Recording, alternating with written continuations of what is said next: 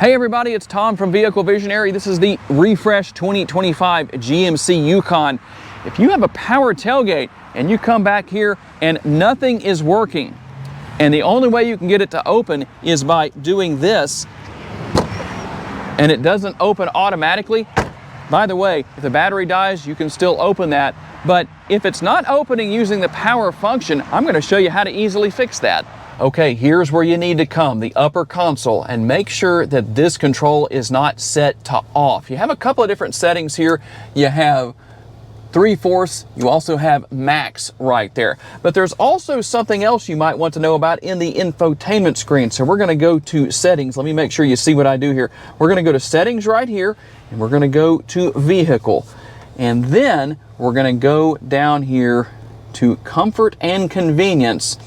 And here we go, hands-free exterior storage access. If it's off, well, obviously you can't go back there and have it cinched that you're standing there and open it automatically. Turn that to open only, and that will work.